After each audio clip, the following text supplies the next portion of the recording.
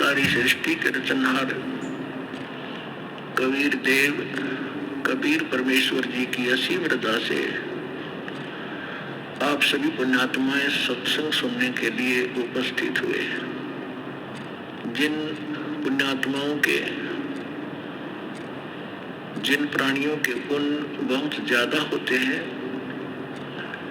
उनको मानव शरीर प्राप्त होता है। मानव शरीर दो प्रकार से प्राप्त होता है। एक तो टर्न वाइज मिलता है। परमात्मा का विधान है कि इस जीव को भले ये कितना ही निकम्मा हो, 84 लाख प्रकार के प्राणियों के कष्टों को पूरा एक चक्कर लगाने के उपरांत इसको एक मानव शरीर परमात्मा अवश्य दिलवाते हैं।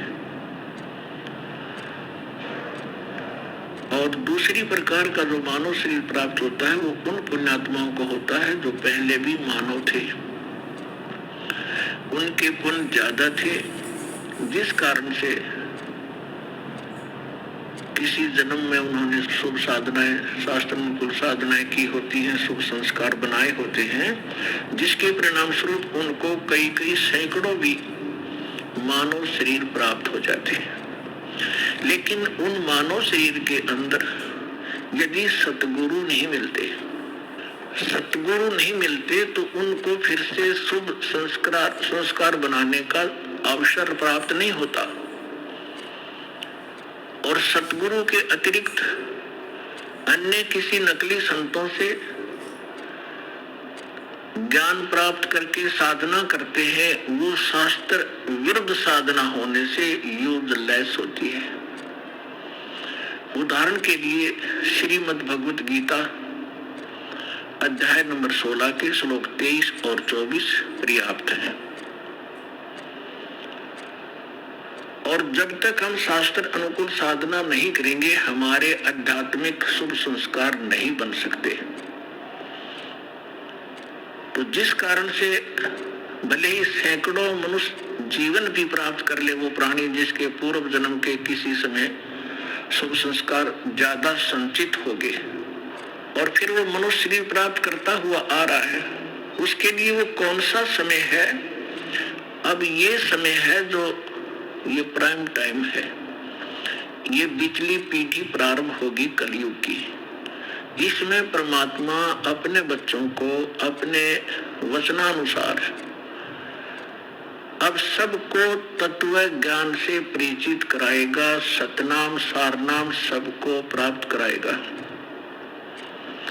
जो यहाँ से निकल जाएंगे सावधानी बरत कर सत साधना करके, वो तो गए, सफल हुए। और जो नहीं निकल पाए और साधना कर रहे हैं, किसी भी कारण से वो फाउल हो जाते हैं और पार नहीं हो पाते हैं, तो वो भी करोड़ों और काफी करोड़ों की संख्या में ऐसे हो जाते हैं। तो जो करोड़ों की संख्या में सत्साधना करते हुए और यहाँ रह जाएंगे,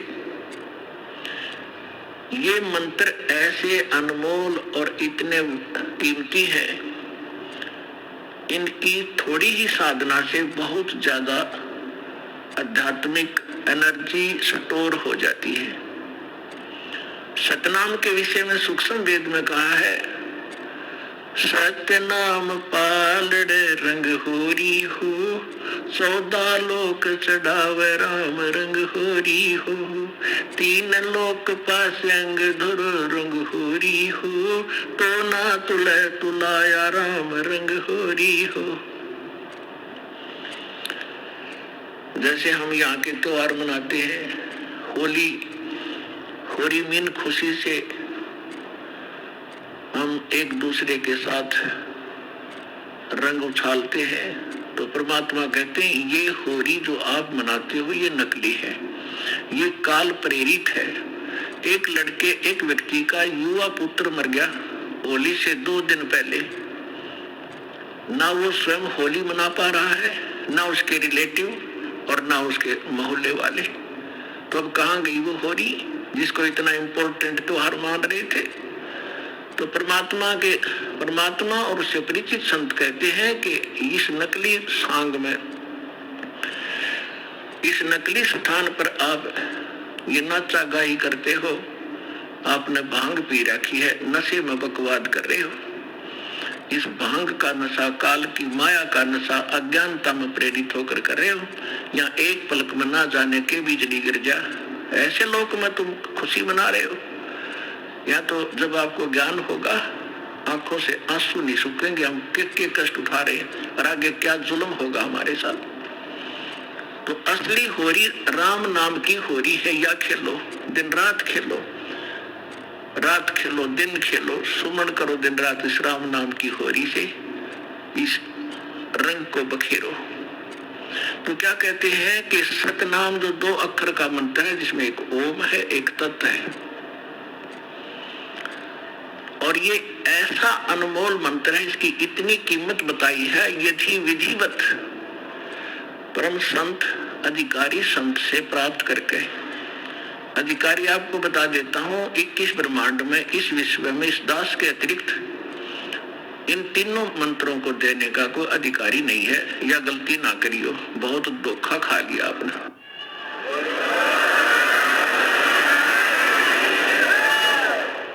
और कोई निकम्मी आत्मा इस दास से मंत्र प्राप्त करके स्वयं संत बनकर ये दान कर रहा है, वो महा अपराधी है भगवान का। और धोखेबाज है, वो डुप्लीकेट बना रहा है वो पासपोर्ट, जो आगे जाके आपको बहुत धोखा देगा। उसको काल का पक्का दूत समझना, उससे आप भी बचना, और जहां तक संभव हो जिसने उनको फंसा रखा है उन भाई बहनों को भी सतर्क करना प्यार से।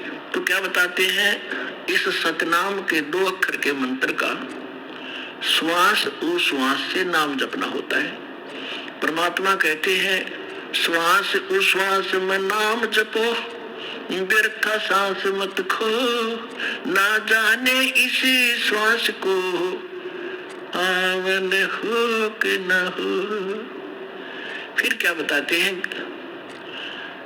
कि ये इतना एक श्वास का एक सतनाम एक भी आपने सुमन कर लिया विधिवत अधिकारी संत से, और बिल्कुल सावधानी से, यानी सिमरन जब करते हो सतनाम का, बाहर जो मंत्र छोड़ते हो उसके ऊपर उसकी अंदर से जो उच्चारण होता है, श्वास के द्वारा महसूस होता है मैं क्या बोल रहा हूं, और बाहर श्वास छोड़ते समय कौन से मंत्र का उच्चारण होता है, उसको अजप्पा जाप कहते हैं। बाहर छोड़ते हैं, उस मंत्र के उच्चारण पर आपकी सुरत और नृत्य लगी रहे, मन लगा रहे। अंदर जौन सा लेते हैं, जो 2 अक्षर में से एक अंदर लेते हैं, उसके ऊपर भी आपका ध्यान रहे। वैसे मतलब नहीं कि आत्मा माला फिरती रहे, सांस चलता रहे और सुमन होता रहे, ये नहीं चलेगा।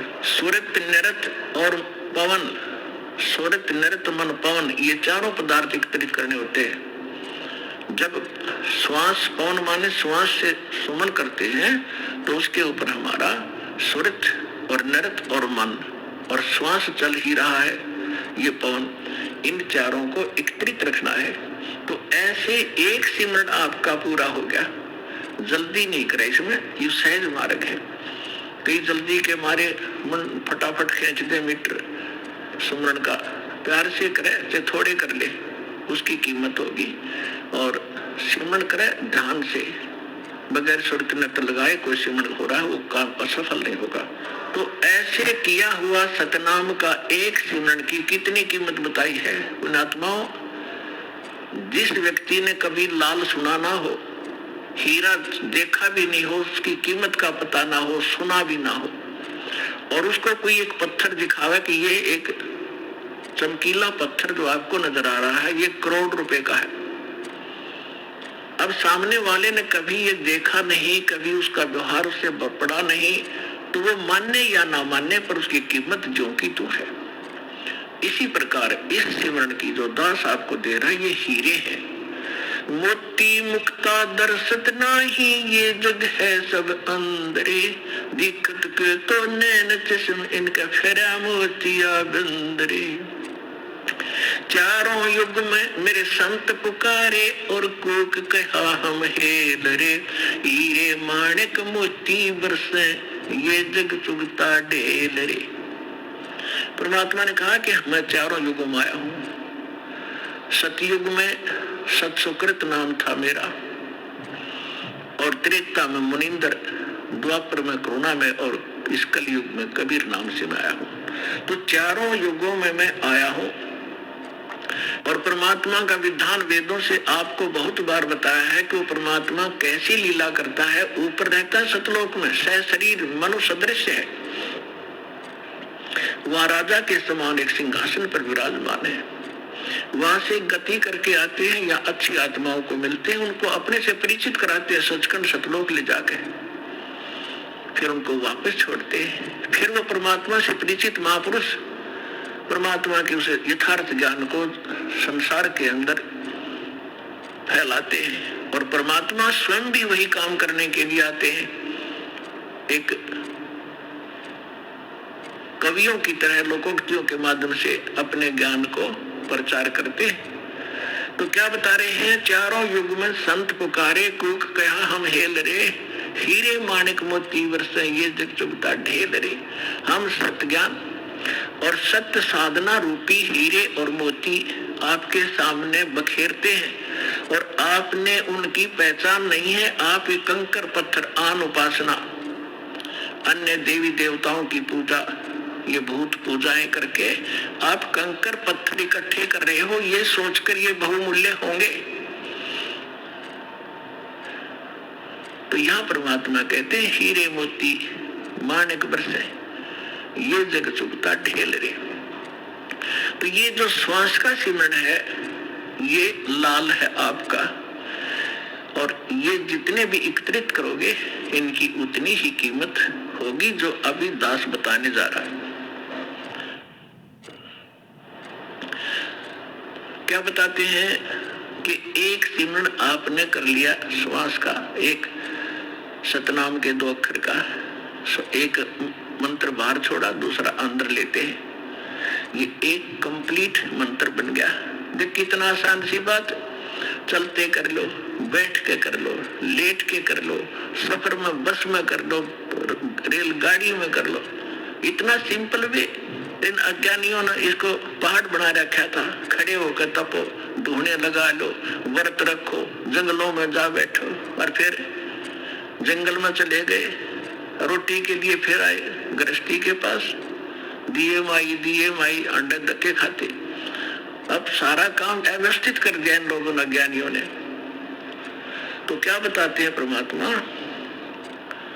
कि इस सतनाम के एक सिमरण की कितनी कीमत है। ओए होए, सतनाम पालड़ रंग होरी हो। तराजू के तखड़ी के एक पलड़े में सतनाम के एक सुमरण की कीमत रख दो, और दूसरे में पृथ्वी लोक की पूरी कीमत, स्वर्ग लोक की कीमत और पाताल लोक की कीमत। 3 ये तो पासंग है, और दूसरी में 14 लोक, विष्णु जी का लोक, ब्रह्मा जी का लोक, शिव जी का लोक, दुर्गा का लोक, और ये निरंजन का लोक, और ऊपर जो स्वर्ग के अंदर, महास्वर्ग के अंदर आगे कई डिवाइड कर रखे। ऐसे ही कुल मिलाकर 14 लोक में बनते हैं, तल उतल ये नीचे के। परमात्मा कहते हैं 14 के 14 लोकों की कीमत दूसरे पलड़े में रख दो। एक पलड़े में सतनाम की एक वैल्यू, और उधर 14 लोक चढ़ावे राम रंग होरी हो, और 3 लोक पासिंग दर है, पृथ्वी लोक, स्वर्ग लोक और पाताल लोक की को तो गिनती में भी नहीं है इसकी, उसके सामने इन कीमत है। अब पासिंग क्या होती है, अब आजकल के बच्चे तो नहीं जानते होंगे, लेकिन हमारे समय के हम अच्छी तरह जानते हैं। हमारा खूब पाला पड़ा है, किसान परिवार में जन्म था। हमारे पिता जी के पास ये सेठ लोग कणक लेने आते थे, तो उस समय वो कहा करते भी, सेठ जी तराजू चेक करा तेरी।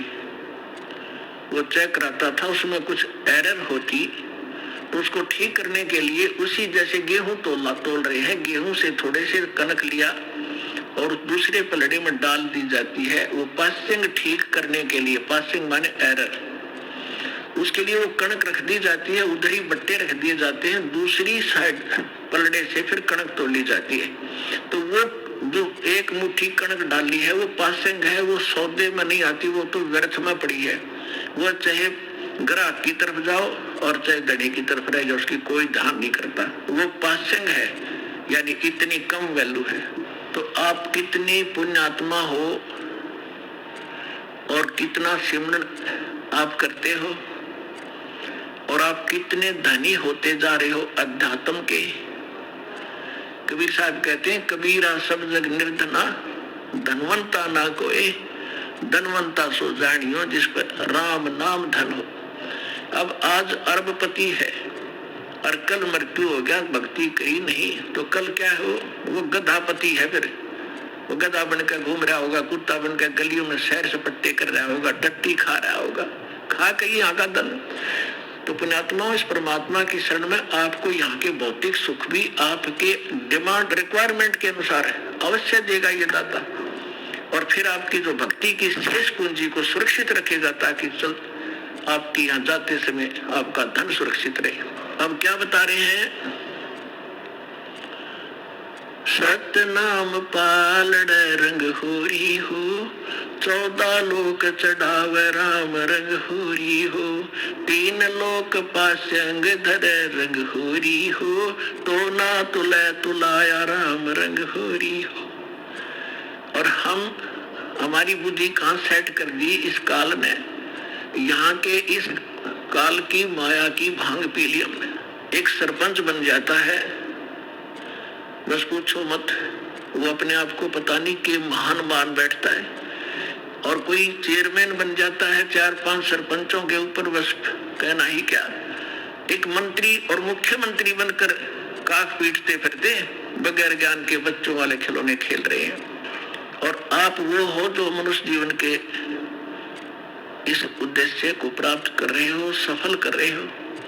तो कहने का दास का तात्पर्य है, जिस प्रसंग को लेकर चले हैं उसी पर आते हैं कि जैसे अब ये परमात्मा का मार्ग प्रारंभ हो गया है, परमात्मा का आदेश है कि पूरे विश्व में जाओगा। परमेश्वर ने इस काल के साथ एक कमेंटमेंट हुआ था।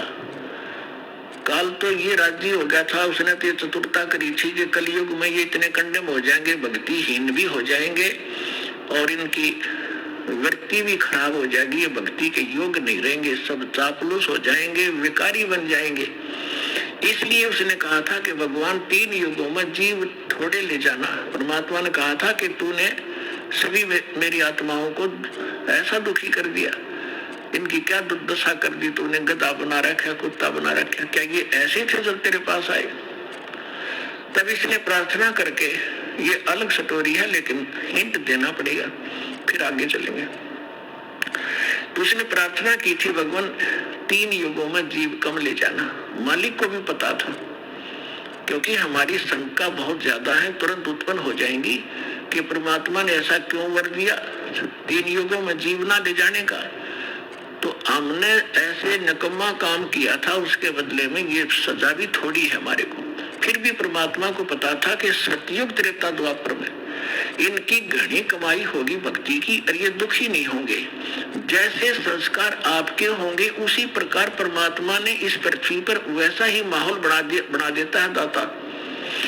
बढ़िया समय पर वर्षा होती है, बड़े फलदार वृक्ष होते हैं, सब शरीर हो जाएंगे, तो फिर सुख होता है उनको। और सुख में भगवान की भक्ति प्राणी फॉर्मेलिटी करता है, और दुखी प्राणी जब हो जाता है तब उसका दुख संकट निवारण हो जाता है। फिर उसको बताया जाता है यदि आपने फिर से भक्ति छोड़ दी तो वो कष्ट फिर आ जाएगा, तो वो कभी नहीं छोड़ेगा, आजीवन भक्ति करेगा, वो सफल हो जाएगा। और सतयुग त्रेता द्वापर में ये जीव घना दुखी नहीं होता, शरीर मजबूत होता है, लंबी आयु होती है, खूब ठीक साइज का जो है बना रहता है, व्यवहार। तो उस मालिक को मालूम था कि ये भक्ति नहीं करेंगे, क्योंकि सभी भक्ति करते थे लेकिन शास्त्र विरुद्ध करते रहे, और जिस कारण से वो सोच रहे थे तो साधना हम कर रहे हैं इसी से हमें लाभ हो रहा है, और हो रहा था। वो पिछली बैटरी चार्ज से वो प्रयोग कर रहे थे, अपनी पिछली मलाई खा रहे थे। तो इस प्रकार परमात्मा को पता था, तब उसने कहा था ठीक है, चौथे युग में, कलयुग में मैं अपना ज्ञान प्रचार करूंगा। तो काल ने कहा था कि देखो जी, जबरदस्ती ना करना, बलपूर्वक मत ले जाना, आपके ज्ञान को कोई माने, समझे, स्वीकार करे और आपकी भक्ति करे तो वो आपके हों, और जो मेरे ज्ञान को, जो मैं नकली अपने दूत भेजूंगा अपना ज्ञान प्रचार करने के लिए, उनका ज्ञान जो स्वीकार करे तो वो मेरे ही रहे, आप उनको बलपूर्वक न ले जाना। परमात्मा बोला बिल्कुल सही है, जब मेरा ज्ञान ही स्वीकार कोई नहीं करेगा तो खाक जाएगा मेरे लोक में, वो तो वही जाएगा जो मेरा ज्ञान स्वीकार करेगा, मेरी भक्ति ग्रहण करेगा तो वो जाएगा। तो काल ने जब परमात्मा ने स्वीकृति दे दी, तब काल ने कहा था कि बेशक अब परमात्मा आए थे जोग जीत नाम से, कि जाओ जोग जीत संसारा, जीव न माने कहा तुम्हारा, जीव तुम्हारा कहा न माने, हमरी ओढ़ हो बाद बखाने। फिर कहा था द्वादश पंथ करूं मैं साजा, नाम तुम्हारा ले करूं आवाजा, द्वादश पंथ नाम जो ले ही हमरे मुख में आन समोई, और अनेक पंथ चलाऊं या विद जीवों को भरमाऊं, देवल देव और पितृ धाम पुजवाऊं, और जब ऐसे नकली जब तब सबके मन लाऊं, और जाओ जोग जीत संसारा, जीव न माने कहा तुम्हारा, जीव तुम्हारा कहा न माने, हमरी ओढ़ हो बाद बखाने। मेरे वकील बनकर खड़े हो जाएंगे, तो रामकृष्ण को कैसे भगवान नहीं मानते हो, क्या कर रहे हो। तो परमात्मा ने कहा था कि अब मेरी भी सुन ले दो बात। चौथा युग जब कलयुग आई, तब हम अपना अंश पठाई, काल फंद छूटे दर लोई। जो जितने तू बकवास कर देगा, जितने तू भ्रमित करेगा, बंधन बनाएगा, काल फंद छूटे नर लोई, सकल सृष्टि परवानी कोई। ये परमात्मा का वचन है बच्चों, कोई डूम भाट के गीत नहीं है, समर्थ के वचन है। कि कहते हैं कलयुग बीते 5500 पाचा, तब ये वचन मेरा होगा साचा, और कलयुग बीत जावे जब एता, सकल सभी प्राणी और परम पुरुष पद चेता। परमात्मा ने कहा था कि जब चौथा युग कलयुग आएगा तब मैं अपना अंश भेजूंगा, और उस समय काल के सारे फंद, तेरे सारे दाव पेच, ये अज्ञान को काट दिया जाएगा, और सकल सृष्टि उपदेशी होगी, नाम लेवेगी। और फिर कहा था कि जब कलयुग 5505 बीत जाएगा तब मेरा ये वचन सत्य होगा, और उस समय पूरा विश्व उस परमात्मा के उस परम पद का जानकार होगा, उसको पता चले। अभी तो हम स्वर्ग और नरक, स्वर्ग और नरक, कोई व्यक्ति मर गया नो के स्वर्गवासी हो गया, चाहे जाता हो नरक में, हमने एक कोड वर्ड बना रखा था। तो अभी तक हमने सतलोक और सचखंड का पता ही नहीं था, परमात्मा का परम पद कौन सा है और कहाँ रहता है, कैसा है, कैसे प्राप्त होता।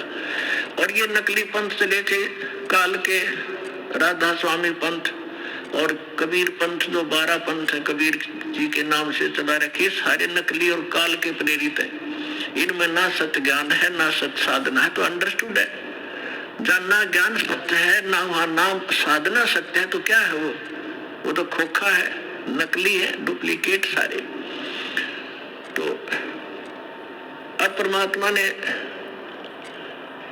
कहा कि पूरा विश्व इस ज्ञान से परिचित होगा, पूरा विश्व नाम लेगा। अब प्रश्न चल रहा था कि 2 प्रकार से मानव शरीर प्राप्त होते हैं। एक तो टर्न वाइज होता है कि नरक स्वर्ग भोग है, उसके बाद फिर 84 लाख प्रकार के प्राणियों के शरीरों में कष्ट उठा गए, उसको एक मानव शरीर मिलता ही मिलता है। तो वो उस प्रकार का प्राणी शीघ्र भक्ति पर नहीं लगता, उसके उसके अंदर एक ऐसा गुण होता है, अवगुण होता है, वो बहुत ही देर से बहुत समय लगेगा उसमें, लेकिन मालिक की दया, जो दास ने कल उदाहरण दिया था, उस तरीके से उसके ऊपर असर होता है। वो भी तरीका मालिक उन बच्चों के लिए भी अपनाएगा अब। लेकिन जो बता रहा दास के एक पिछले संस्कारों से पुनर्जन्म होते रहते मानव के, उसके लिए अभी तक दास या भूमिका बना रहा है, ये समझाने के लिए आपको कि जैसे आप जी को प्रथम मंत्र दिया जाता है।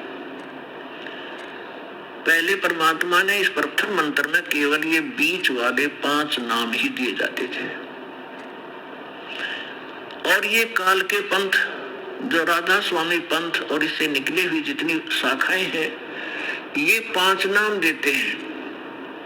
और वो कौन से नाम? पांचों काल के, यूजलेस, ओंकार, निरंकार, ज्योत निरंजन, सो हमर सतनाम।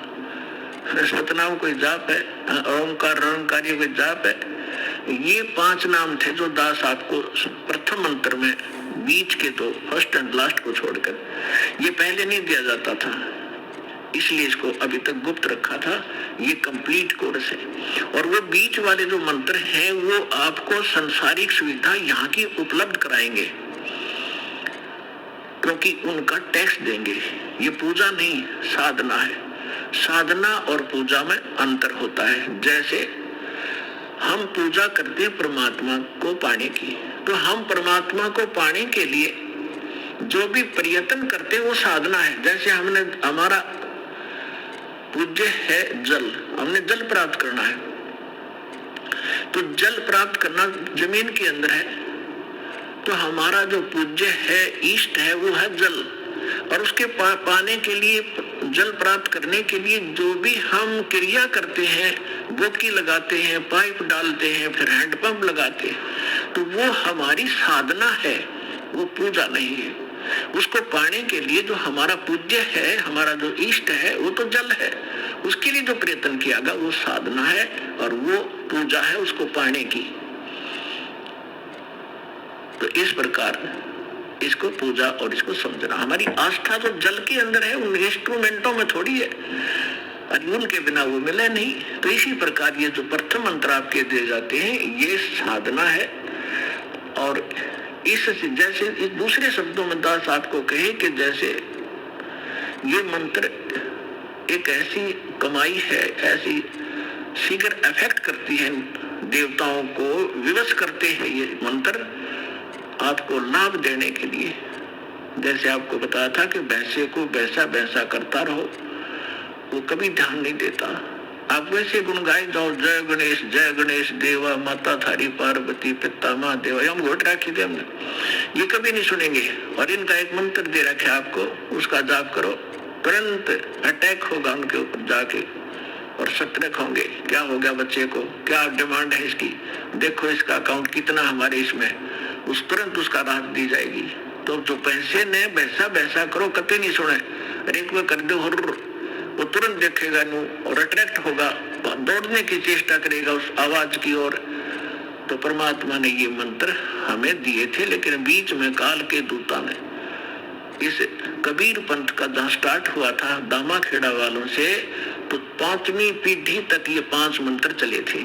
उसके बाद 6ठी पीढ़ी में दामा खेड़ा वालों के जो महंत था, वो एक टकसारी नाम का इसी कबीर पंथ की ब्रांच बन गई थी नकली। उसने भ्रमित कर दिया कि तुम बात करते हो सतलोक की और सचखंड और सतपुरुष की, और पूजा कर रहे हो तुम देवी देवताओं की, ये काहे की भक्ति है तुम्हारी। तो भ्रमित हो गया, उसको ज्ञान नहीं था। छठा पीढ़ी वाला था। उसके बाद फिर उन्होंने एक शब्द सिलेक्ट कर लिया जो कबीर सागर में लिखा है, अजर नाम, अमीर नाम, पाताल सब सिंधु नाम, यही हंस का काम, ये मंत्र है, ये तो एक श्लोक शब्द है। तो इन मंत्रों से इन आपकी पूजा नहीं है।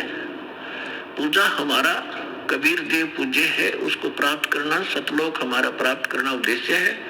और ये साधनाएं हैं, ये इंस्ट्रूमेंट है, ये प्रयोग करने ही करने पड़ेंगे।